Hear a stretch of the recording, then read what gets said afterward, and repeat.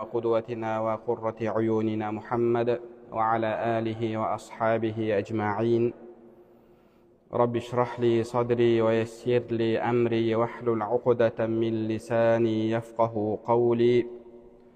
اللهم علمنا ما ينفعنا وانفعنا بما علمتنا وزدنا علما وعملا وتقا وإخلاصا يا رب العالمين. أما بعد، Ассаламу алейкум ва рахматуллахи ва баракатух. Әлемдердің жаратушысы болған, бізге шексіз нығметтерін берген, және сол нығметтердің ішіндегі ең ұлығы ислам иман нығметін беріп, біздерді мұсылмандардан еткен Алла тағалаға хамду саналар, шексіз мақтаулар болсын. Алла тағаланың соңғы елшісі сүйікті пайғамбарымызға, оның отбасына, сахабаларына және сол кісілерге қияметке дейін ізгілікте ергендерге Алла тағаланың салауат сәлемдері болсын. Алла тағала осындай қасиетті жұма күнінде бір өзінің разылығын іздеп, ұзақтан жақыннан басып келіп жатқан әрбір қадамдарымызға сауаптан жазып, әрі күнәларымызды кешіріп, сондай-ақ өзінің құзырындағы дәрежелерімізді биіктеткен болсын. Дінімізде адамның құлдың міндеттерін Алла тағаланың алдындағы міндеттері және пенделердің алдындағы міндеттері деп екіге бөліп қарастырады. Яғни, сіздің құл ретінде Алла тағаланың алдында міндеттеріңіз бар, орындауыңыз керек болған, ертең қияметте сұралатын, және сондай-ақ осы қоғамның бір мүшесі ретінде, адам ретінде басқа адамдардың алдында және басқа да жаратылыстардың алдында міндеттеріңіз бар. Ертең Алла тағаланың алдында одан да сұраласыз. Бұны шариғаттың тілінде хаққуллах және хаққул ибад дейді. Алла тағаланың ақылары және пенделердің ақылары. Яғни сіз Алланың ақысын беруіңіз керек және пенденің ақысын беруіңіз керек. Тіпті мынау адам тәубе еткен кезде, тәубенің өзінде ғұламаларымыз Алланың ақысы болған істер және пенделердің ақысы болған істер деп екіге бөліп қарастырады. Алла тағала өзінің ақысын кешіреді, ал пенденің ақысын сол пенденің өзіне қалдырады. Тәубе еткен кезде пенде мен Алланың арасындағы күнә болса, ғұламаларымыз пенде тәубе етсе, сол күнәні тастаса және қайта істемеуге бел буса, Алла тағала оның күнәсін кешіреді дейді. Ал енді оның істеген күнәсі пенделерге қатысты болса, пенденің ақысына кіру, пенденің ақысын жеу болатын болса, онда төртінші шартты қосады. Ол сол пенденің алдынан өтіп, ақысын адалдауы. Алдынан өтіп, кешірім сұрауы, қарызын бермей жүрген болса, қарызын қайтаруы, тағы да басқа да сондай ақысына кірген болса, ғайбат, өсек, тағы да басқа да дүниелермен алдынан өтіп, ақысын адалдауы қажет. Ондай болмаса, Алла тағала оның сол күнәсін кешірмейді. Неге? Өйткені бұл жерде пенденің ақысы бар. Ал енді пенденің алдындағы, адамдардың алдындағы міндетін орындамастан, керісінше олардың ақысына кіріп өмір сүрген адамға қатысты пайғамбарымыз саллаллаху алейхи уассалам айтады: сендер шынайы банкротқа ұшыраған адамның кім екенін білесіздер ме дейді. Банкротқа ұшыраған адам. Сонда сахабалар, ол дегеніміз қалтасында көк тиыны жоқ адам ғой деді. Сонда пайғамбарымыз саллаллаху алейхи уассалам, шынайы банкротқа ұшыраған адам ол ертең қияметте таудай сауаппен келіп, сосын сол сауабын адамдарға бөліп береді дейді. Яғни адамдардың ақысына кірген. Ол намаз оқыған, ораза ұстаған, басқа да құлшылықтар жасаған, Құран оқыған, зікір айтқан, бірақ пенделердің ақысын жеген, пенделердің ақысына кірген. Сөйтіп оларға сауабын бөліп береді. Сауабы таусылса, әлгі ақысын жеген адамдардың күнәсін арқалайды, сөйтіп тозаққа құлайтын адам деді. Қарап отыратын болсақ, бұл хадис сондай ауыр, адамды қорқытатын хадис. Неге? Өйткені сіз қанша намаз оқыңыз, ораза ұстаңыз, басқа да құлшылықтар жасаңыз, бірақ пенделердің алдындағы міндеттеріңізді орындамасаңыз, олардың ақысына кіретін болсаңыз, ертең қияметте халіңіз мүшкіл болады. Енді мұсылман адам Алла тағаламен әрдайым байланыста. Алла тағаламен тұрақты байланыста. Адамның Алламен байланысының әсері адамдармен байланысында, қоғамдағы жүріс тұрысында көріне білуі қажет. Сіз Алла тағаламен байланысқа түстіңіз, намаздасыз, оразадасыз, құлшылықтасыз. Енді сол Алламен байланысыңыздың жарығы, көлеңкесі, нұры, әсері адамдармен байланыста көрінуі қажет. Егер адамдармен байланыста Алламен байланысыңыздың нәтижесі, жемісі көрінбесе, онда сіздің Алламен байланысыңызда проблема бар. Қателіктер бар. Байланысыңыз дұрыс емес. Мысалы, пайғамбарымыз саллаллаху алейхи уассалам өзінің немерелерін сүйіп, құшақтап жатқанын көрген кезде, бір араби кісі, яғни бір бедуин кісі қарап тұрып, менің 10 бала шағам бар, біреуінің де бетінен сүйіп құшақтаған емеспін деді. Сонда пайғамбарымыз саллаллаху алейхи уассалам ол адамға, Алла тағала жүрегіңнен мейірімді алып қойса, мен не істейін деді. Ал енді адамға Алламен байланыста болған, Алла тағала міндетті түрде жүрегіне мейірім, жұмсақтық береді. Құранда Алла тағала ол жайында айтады: А'уду биллахи минаш шайтанир ражим. Фабима рахматин миналлахи линта лахум. Алла тағаланың саған берген мейірімінің нәтижесінде сен олармен жұмсақ болдың дейді. Яғни сіз Алламен байланыстасыз. Алла тағала ар-рахманир рахим. Күнде намазда ар-рахманир рахим, ар-рахманир рахим, ар-рахманир рахим деп Фатиха сүресінде Алла тағаланың мейірімді, рахымды екендігін айтып жатырсыз. Мейірімді, рахымды Алла тағаламен байланысқа түсіп жатырсыз. Енді сол мейірімді, рахымды Алла тағаламен байланысқа түсуіңіздің, тұрақты байланыста екеніңіздің жемісі, нәтижесі көріну керек. Неге? Өйткені адам жалпы қай жерде жүреді, кіммен байланыста болады, қандай қоғамда өмір сүреді, сонымен әсерленеді. Егер жақсы адамдардың жанында жүрсеңіз, жақсылығыңыз артады, тақуалығыңыз артады. Жаман адамдардың жанында жүрсеңіз, күнәһар адамдардың жанында жүрсеңіз, иманыңыз әлсірейді, күнәға деген қызығушылығыңыз, құлшынысыңыз артады. Адам мәмілесімен әсерленеді.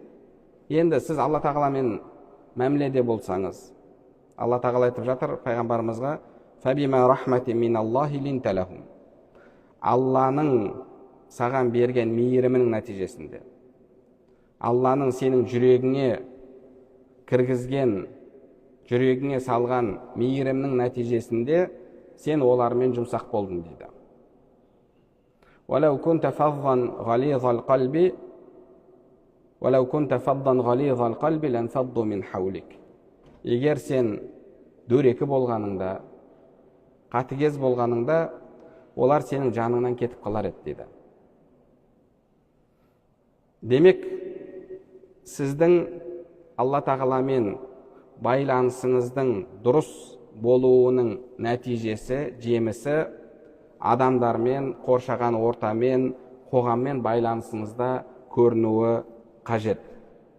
Егер көрінбесе, онда сіздің Алламен байланысыңызда проблема бар. Ал енді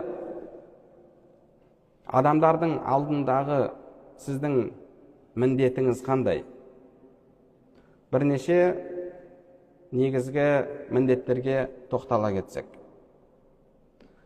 Алла тағала сізге адамдармен мәмілеңізде ең бірінші кезекте басқаларға зиян жеткізбеу деген міндетті қойды. Пайғамбарымыз саллаллаху алейхи уассалам мұсылман деген сөздің анықтамасын бізге былай деп берген. Әл-муслиму мән сәлиман насу мин ядихи ва лисани. Шынайы мұсылман бұл басқаларға қолымен, тілімен зиян жеткізбейтін адам дейді. Жалпы дініміздің атауы ислам, яғни ислам. Ислам сөзінің мағынасына келетін болсақ, оның екі мағынасы бар. Бір мағынасы бұл бойұсыну дегенді білдірсе, мұсылман адам бұл Алла тағалаға бойұсынатын адам. Екінші мағынасы ол мусалим, яғни басқалармен бейбіт қарым-қатынаста, басқалармен жақсы қарым-қатынаста, басқаларға зиян жеткізбейді, басқалардың ақысын жемейді. Пайғамбарымыз саллаллаху алейхи уассалам осы мағынаға қатты мән беріп, шынайы мұсылман бұл басқа адамдар оның қолынан, тілінен зиян көрмеген адам дейді. Егер сіз біреулерге тіліңізбен, немесе қолыңызбен зиян келтірсеңіз, онда сіз олардың ақысына кіріп жатырсыз. Ақысына кіру арқылы сіз Пайғамбарымыз саллаллаху алейхи уассалам сипаттаған мұсылмандардың қатарынан шығып кетесіз. Басқаларға зиян жеткізудің түрлері өте көп. Басқаларға зиян келтірудің түрлері өте көп. Кейде өкінішке қарай кейбір бауырларымыз мен Алла тағалаға құлшылық жасап жатырмын деп, Алла тағалаға жасаған құлшылығын міндет етіп адамдарға зиян келтіріп қойып жатады. Құранда Алла тағала Пайғамбарымыз саллаллаху алейхи вассаламға айтады, оларға айт дейді: "Ва Мұхаммад, ла тамунну алейя исламакум." Сендер діндеріңді міндетсінбеңдер дейді. Діндеріңді маған міндет етпеңдер. Біз өкінішке қарай кейде өзіміздің намазымызды, құлшылығымызды міндетсінеміз. Мысал ретінде, осыдан бірнеше уақыт бұрын еліміздегі қалалардың бірінде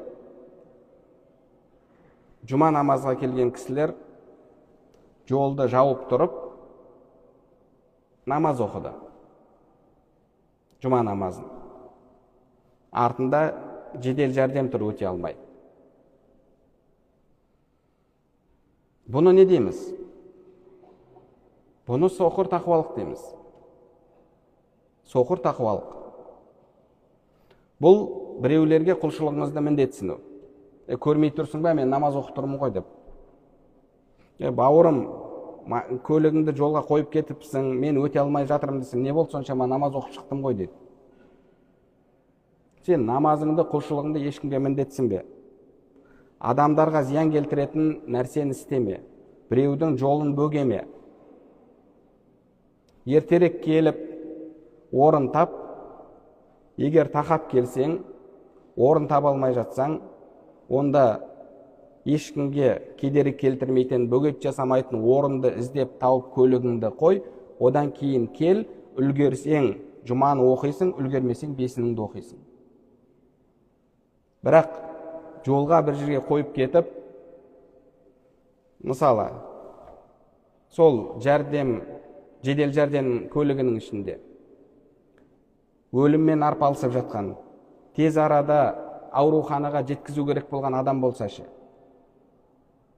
Сіздер білесіздер ғой, барлығымыз білеміз. Тіпті намазда тұрғанның өзінде өміріңе қауіп төнсе, сен намазыңды бөліп, сол зиянды, қауіпті кетіруге міндеттісің. Ал енді қалайша сен біреудің өміріне қауіп төндіріп, мүмкін ішінде бағанағы босанайын деп жатқан әйелі бар шығар, жолды бөгеп тұрып намаз оқисың.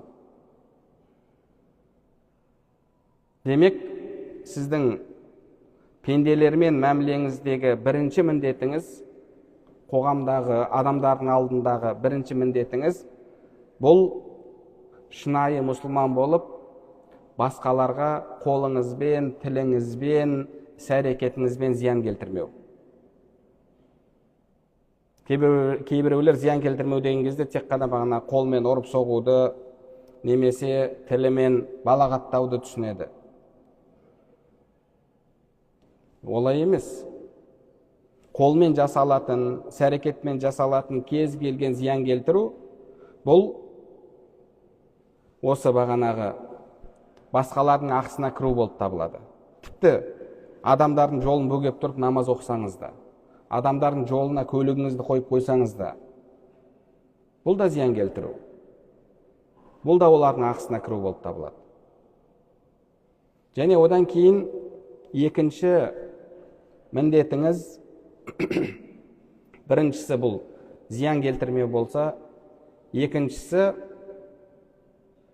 керісінше сол адамдарға жақсылықты қалау. Пайғамбарымыз саллаллаху алейхи вассалам тағы да шынайы мұсылман адамды сипаттап не деді? Ла юъмину ахадукум хатта юхибба ли ахихи ма юхиббу ли нафси. Сендердің бірің өзіне қалаған жақсылықты мұсылман бауырына қаламайынша шынайы иман келтіре алмайды деді. Зиян келтірмеу былай тұрсын, сіздің келесі міндетіңіз не екен? Керісінше ол адамға өзіңізге қалаған нәрсені қалау, өзіңізге жақсы көрген нәрсені жақсы көру. Сіздің шынайы иманыңыз осы жерде көрінеді. Құранда Алла тағала «Ва ю'сируна аля анфусихим». Шынайы мұсылмандар басқаларды өздерінен артық қояды деді. Ислам тарихында шайқастардың бірінде болған оқиға. Бір кісі жан тапсырайын деп жатқан кезде бауыры келіп, қиналып, күннің астында жарақат алған, шөлдеп жатады. Сонда келіп, аузына су құяйын деп жатқан, сусындатайын деп, су берейін деп жатқан кезде шөлін басайын деп. Сонда арғы жақтан басқа бір адамның дауысы шығады, тағы да қиналған, су сұраған. Сонда ана адамға апарып бер дейді. Ол адамға апарған кезде тағы біреуі тура солай жатқан болады.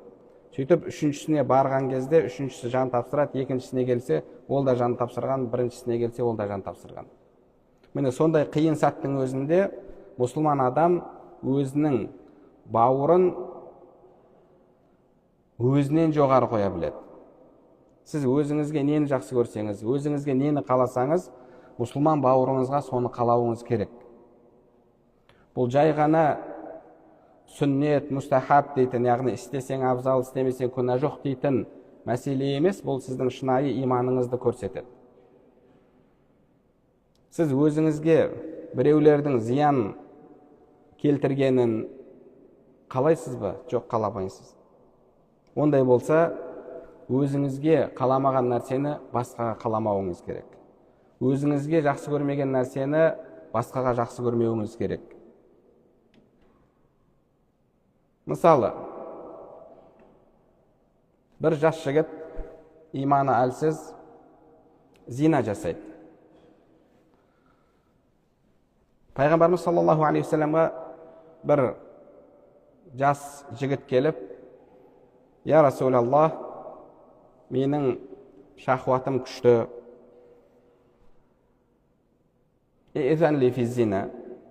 зина жасауға рұқсат берші деді.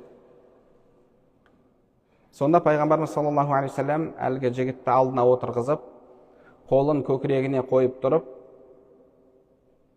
сен осы нәрсені өзіңнің анаңа қалайсың ба деді. Әлгі жігіт айтты, жоқ, қаламаймын деді. Яғни біреудің келіп, сенің анаңмен зина жасауын қалайсың ба деді. Жоқ, қаламаймын деді. Сен осыны өзіңнің әпкеңе, қарындасыңа қалайсың ба деді. Жоқ, қаламаймын деді. Өзіңнің қызыңа қалайсың ба соны деді. Жоқ, қаламаймын. Әйеліңе қалайсың ба? Жоқ, қаламаймын. Ондай болса адамдар да тура сондай деді. Демек, зина жасаған адам бұл бір жағынан Алланың алдында арсыздыққа барып жатса, екінші жағынан адамдарға өзіне қалаған нәрсені қалап жатқан жоқ. Адамдарға зиян келтіріп жатыр. Сол үшін де мұсылман адам бұл өзіне қалаған жақсылықты басқаға қалайтын адам. Пайғамбарымыз саллаллаху алейхи вассалам әд-дину насиха, дін бұл жанашырлық деді. Дін бұл жанашырлық. Яғни сіздің басқаларға жанашыр болуыңыз, басқаларыңызға өзіңізге қалаған нәрсені қалауыңыз. Және сондай-ақ енді өзіңізге қалаған нәрсені басқаға қалайтын болсаңыз, онда сіздің келесі міндетіңіз бұл жақсылыққа бұйырып, жамандықтан тыю. Құранда Алла тағала тағы да шынайы мұъминдер, шынайы мұъмин ерлер мен әйелдер жайында «Уәл-мұъминуна уәл-мұъминату бa'духум әулияу бa'д». Шынайы иман келтірген еркектер мен әйелдер бір-біріне дос, бір-біріне бауыр. «Я'муруна бил-ма'руфи ва янхауна анил мункар». Олар жақсылыққа бұйырып, жамандықтан тыяды дейді. Жақсылыққа бұйырып, жамандықтан тыяды. Яғни сіз мұсылман адам ретінде жақсылыққа бұйырып, жамандықтан тыюыңыз қажет. Неге? Өйткені сіз Алланың разылығына бөленуді қалайсыз. Жәннатқа кіруді қалайсыз. Тозаққа түскіңіз келмейді. Енді сіз мұсылмансыз ғой. Өзіңізге қалаған жақсылықты басқаға қалайсыз. Біз әлемдегі ең жаман адамның өзіне тозақы болуды қаламаймыз.